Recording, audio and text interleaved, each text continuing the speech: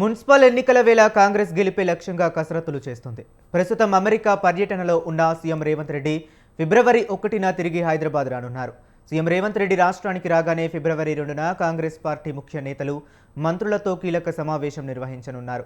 Telangana municipal ఎన్నికలు, మంత్రులకు అప్పగించే బాధ్యతలు, రాష్ట్రంలో తాజా రాజకీయ పరిణామాలపై విస్తృత చర్చ జరపనున్నారు. సింగరేణి టెండర్ల వ్యవహారం, ఫోన్ ట్యాపింగ్ కేసులో సిట్ విచారణ, మున్సిపల్ ఎన్నికల్లో మెజారిటీ సీట్ల కైవసం చేసుకోవటం వంటి అంశాలపై సుదీర్ఘ మంతనాలు జరుపుతారని సమాచారం.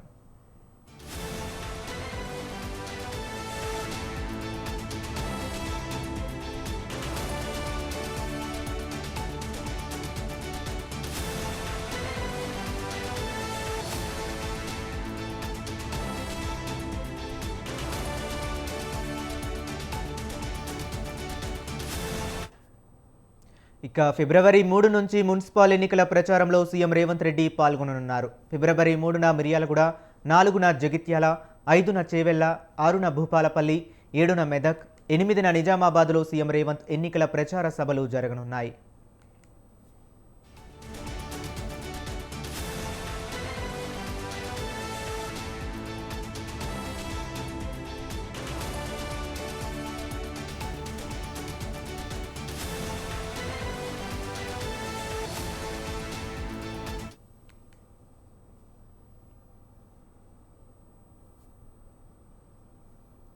ఇక మున్సిపల్ ఎన్నికల వేళ కాంగ్రెస్ గెలిపే లక్ష్యంగా కసరత్తులు చేస్తుంది. ప్రస్తుతం అమెరికా పర్యటనలో ఉన్న సీఎం రేవంత్ రెడ్డి ఫిబ్రవరి 1న తిరిగి హైదరాబాద్ రానున్నారు. సీఎం రేవంత్ రాష్ట్రానికి రాగానే ఫిబ్రవరి 2న కాంగ్రెస్ పార్టీ ముఖ్య నేతలు, మంత్రులతో కీలక సమావేశం నిర్వహించనున్నారు.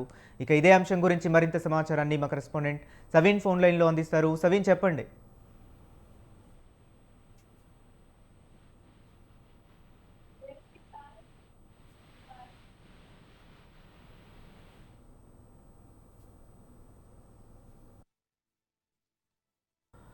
సవీన్, చెప్పండి. సీఎం రేవంత్ రెడ్డి ఏ షెడ్యూల్ ప్రకారం ఫాలో అవబోతున్నారు?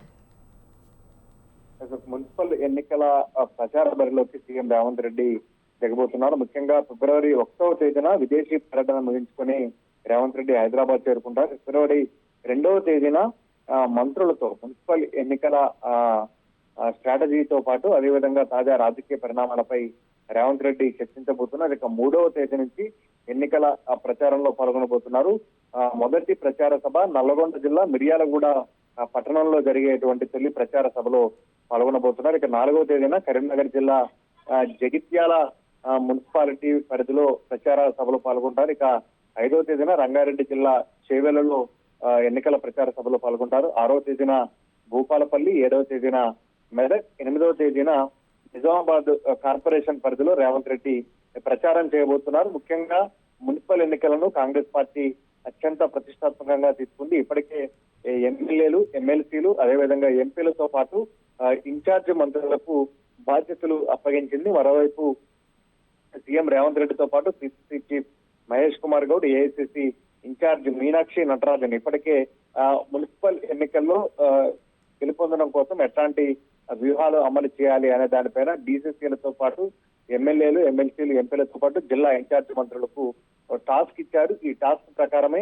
ముఖ్యంగా గెలుపొందే అభ్యర్థులతో పాటు స్థానికంగా వార్డుల్లో ప్రజాదరణ ఉన్న వారిని ఎంపిక చేయడంతో మున్సిపల్ ఎన్నికల్లో మెజారిటీ స్థానాలు గెలుపొందడమే లక్ష్యంగా పనిచేయాలంటూ ఇప్పటికే క్షేత్రస్థాయిలో ఆదేశాలు ఇచ్చారు. ప్రత్యేకంగా మున్సిపల్ ఎన్నికల కోసం వార్ రూమ్ ఏర్పాటు చేశారు. ఈ వార్ రూమ్ ఇన్ఛార్జ్ గా డైరీ డెవలప్మెంట్ కార్పొరేషన్ చైర్మన్ గా ఉన్నటువంటి గుత్తా అమిత్ రెడ్డిని నియమించారు. ఇక సీఎం రేవంత్ రెడ్డి విదేశీ పర్యటన ముగించుకొని రాగానే మున్సిపల్ ఎన్నికల ప్రచారంలో దిగబోతున్నారు. ముఖ్యంగా ఆయా ఉమ్మడి జిల్లాల్లో కలిసి వచ్చే విధంగా మున్సిపల్ ఎన్నికల ప్రచారాన్ని సీఎం రేవంత్ రెడ్డి చేపట్టబోతున్నట్టుగా తెలుస్తుంది. మొత్తానికైతే మున్సిపల్ ఎన్నికలను కాంగ్రెస్ పార్టీ అత్యంత ప్రతిష్టాత్మకంగా తీసుకుంది. ముఖ్యంగా అసెంబ్లీ ఎన్నికలు, పార్లమెంట్ ఎన్నికలు, ఆ తర్వాత జరిగిన గ్రామ పంచాయతీ ఎన్నికలతో పాటు 2 ఉప ఎన్నికల్లో కాంగ్రెస్ పార్టీ మెరుగైన ఫలితాలు సాధించింది. కాబట్టి స్థానిక సంస్థల ఎన్నికలు తొలిసారిగా, మున్సిపల్ ఎన్నికలు కాంగ్రెస్ పార్టీ అధికారంలోకి వచ్చాక పార్టీ గుర్తులతో జరిగే ఎన్నికలు కాబట్టి ఈ ఎన్నికలను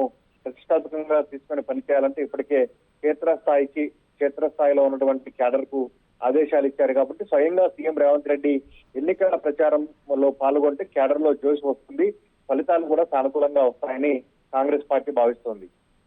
ఓకే, అలాగే సవిన్, మనం చూసుకున్నట్లయితే ఈ మున్సిపల్ ఎన్నికల నేపథ్యంలో నిర్వహించే మహాసభల్లో సీఎం ముఖ్యంగా ఏ అంశాల గురించి ముందుకెళ్లే అవకాశం కనిపిస్తుంది?